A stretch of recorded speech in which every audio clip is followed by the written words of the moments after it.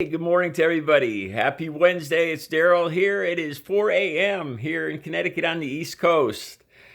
I am smiling this morning because I just started looking over the news. I wasn't even going to make a video initially. I didn't care about the State of the Union. I can't stand to see that guy talk.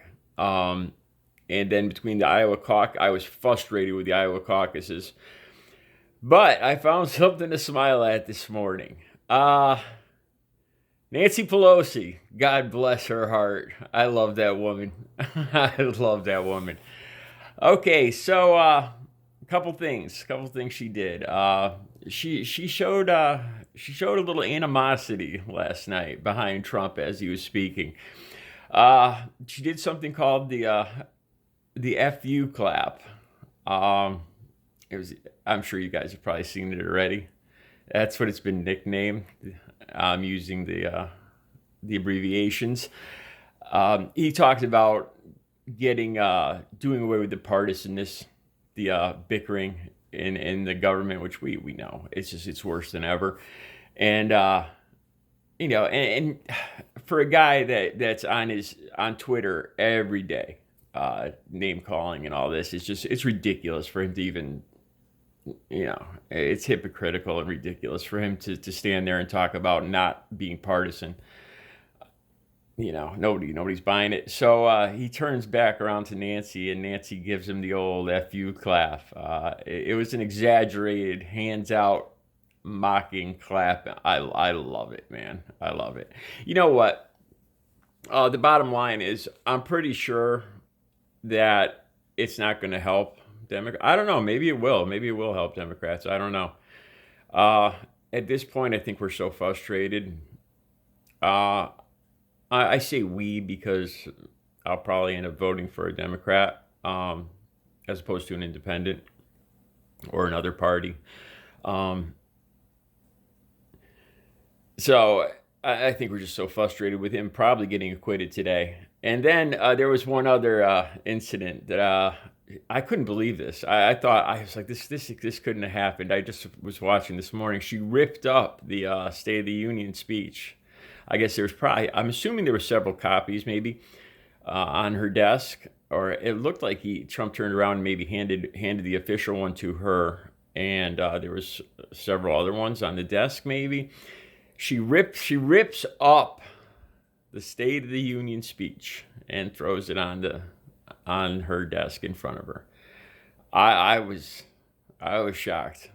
I was shocked. But you know what? The frustration is over the top with this president being acquitted. All the hypocritical lies he's telling even during this speech. I would have done the same thing. I was happy to see it. Supposedly, there's some schools of thought as to her dismay. He talked about healthcare, and this is an outright lie to all the people, the millions of Americans watching this. He's talking about how he's going to protect the healthcare. He's going to protect the healthcare, but in particular that he was going to keep the pre-existing conditions. And he's in court right now, trying to do away with Obamacare. That very part of it, pre-existing conditions. He's trying to do away with it while he's giving the State of the Union speech, lying, saying that he's trying to preserve it. Just an outright lie to the American people. So there's some theories that kind of pushed her over the top. So yeah, it was interesting to watch. If you guys have seen it yet, if you haven't seen it yet, I suggest you check it out. Whether or not it's going to help, honestly, though I guess the White House tweeted a response or response from the White House that they made it sound like she was ripping up all the touching moments during this State of the Union speech. Let me just talk briefly about those. Look, I love our troops. There was a lot of touching moments. But I really get the feeling at these State of the Union speeches, it feels like and it feels like both sides do this, that they parade these people out for whichever, be it for the Democrats or for the Republicans. And it really feels to me like they're using these people as props. Um, Last night they had a reunion between a service member and his family, and while it's touching, I don't know if anybody else feels like this. Like I said, this has nothing to do with the troops, but to me, it feels like they're patronizing them, like they're using these people as props to support their what they're trying to get accomplished, to support their party. Um, and I think that for both sides, Democrats and Republicans, they have these touching moments where they pan out to the audience. There's been a few over the years that I thought were good, that were really a good moment. But in general, I don't. I'm not a big fan of those. Like I said, it really feels like it feels like they're using the people and the emotions to further their cause. That's just me. I don't know. And like I said, I feel like both of them do that, both parties.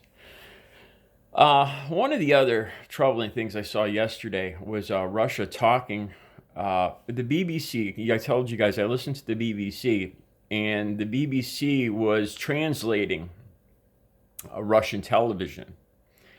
And it was basically Russian television laughing at our entire democracy, which was it was bothersome to me. It was. They were the this. I don't know if it was Russian state TV still, or if there was a specific channel. I can't tell you guys that. But I was listening to the BBC translating the actual Russian broadcast, and they were making fun of the Iowa caucuses. Saying that our democracy is a mess, and this time that the Democrats are blaming it on an app and not on a phantom hacker. This was straight from Russian TV, and that bothers me. And then there was a couple other comments that were disparaging. I bring this up too because I talk a lot. I talk a lot to Trump supporters at the gym here and around town, and one of the subjects that's come up is I brought up allies, how Trump has seemed to push away our allies, England, France, Germany, and all these Trump supporters that I speak with seem to look at Russia now as an ally, and more than that, these Trump supporters, because in the back of their mind they truly believe that Russia did have a hand in helping their man win. And that's how they look at it. And they look at it as if Russia is looking out for our best interest, that Putin is looking out for our best interest, that they're truly an ally, a partner with us in policing the world. And they like Donald Trump, and that's good for them, and it's good for our country, and it's good for Donald Trump. And they look at Russia as truly as an ally. Now, I'm far from a warmonger or anything like that, but I realize this is complete falsehood. I wouldn't call Russia an enemy, but I would call them an adversary. I do not think for one moment that Putin or Russia has our best interests at heart. Of course, economically and military, it's advantageous to either us or them to be the top dog. And both of us can't be. So we are adversaries without a doubt. Just because there's not a Cold War doesn't mean there's still not ill will between the two countries. And it doesn't rise to the level of bloodletting or bloodshed or anything, but it's unbelievable that I've seen T-shirts on this before saying that they'd rather befriend a Russian than a Democrat or something to that effect. And it's something I found to be true with some Trump supporters. I've actually seen. I went to the movies, and there was a part where there was Russian villains, and there was people in the crowd cheering on the Russian villains in the movie, which is a far cry from the years of Reagan. Like I said, I think sometimes Reagan would be rolling over in his grave. So anyway, that's it for now. If you haven't seen Speaker Pelosi's response to Donald Trump's State of the Union address, there was all through his speech too. She was rolling her eyes and and muttering under her breath.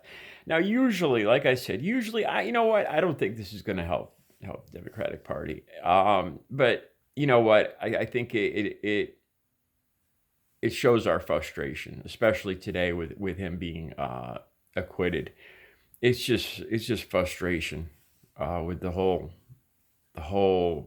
cult of Trump. I was going to say Republican Party, but I don't even believe it's a Republican Party anymore. I don't. When I saw all those same senators and congressmen standing up and cheering wildly at their cult leader, I don't see it as a Republican Party anymore. It's just this cult of Trump.